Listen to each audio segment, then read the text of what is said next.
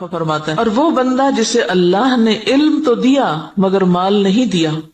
بس وہ سچی نیت رکھتا ہے اور کہتا ہے اگر میرے پاس مال ہوتا تو یقیناً میں بھی فلاں آدمی کی طرح عمل کرتا، اور فلاں سے مراد اس کی اوپر والی کیٹیگری ہے کہ جس شخص کو اللہ نے مال اور علم دونوں دیے، بس اس کی نیت یہ ہے تو اس کا اور پہلے شخص کا اجر برابر ہے، وہ بھی درجوں کے اعتبار سے قیامت کے دن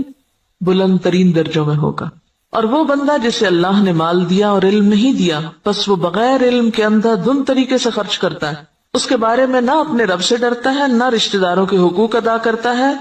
اور نہ اللہ کا کوئی حق اس میں پہچانتا ہے، نہ اللہ کا حق دیتا نہ بندوں کا، تو یہ سب سے بدترین منزلت پر ہے۔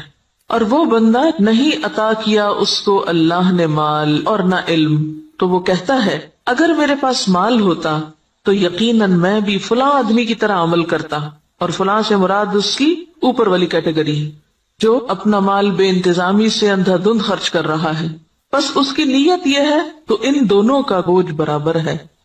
حضرت ابو کبشہ عمرو بن سعد الانماری رضی اللہ تعالی عنہ سے روایت ہے کہ انہوں نے رسول اللہ صلی اللہ علیہ وسلم کو فرماتے ہوئے سنا کہ میں 3 باتوں پر قسم کھاتا ہوں، اور ایک بات تمہیں بتاتا ہوں، اسے یاد رکھو کہ کسی بندے کا مال صدقہ کرنے سے کم نہیں ہوتا، اور جس پر ظلم کیا جائے وہ اس پہ صبر کرے تو اللہ تعالیٰ ضرور اس کی عزت میں اضافہ فرماتا ہے، اور جو شخص مانگنے کا دروازہ کھولتا ہے تو اللہ تعالیٰ اس پر فقر اور محتاجی کا دروازہ کھول دیتا ہے۔ اور ایک بات میں تمہیں بتاتا ہوں، پس اسے یاد رکھو، دنیا میں 4 قسم کے لوگ ہیں۔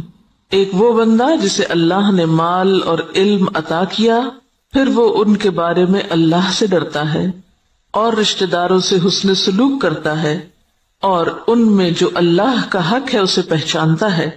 اور یہ شخص جنت کے سب سے افضل درجوں میں ہوگا، بہت اونچا۔ اور وہ بندہ جسے اللہ نے علم تو دیا مگر مال نہیں دیا،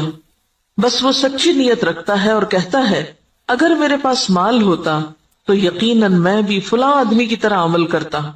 اور فلاں سے مراد اس کی اوپر والی کیٹیگری ہے کہ جس شخص کو اللہ نے مال اور علم دونوں دیے، بس اس کی نیت یہ ہے تو اس کا اور پہلے شخص کا اجر برابر ہے، وہ بھی درجوں کے اعتبار سے قیامت کے دن بلند ترین درجوں میں ہوگا۔ اور وہ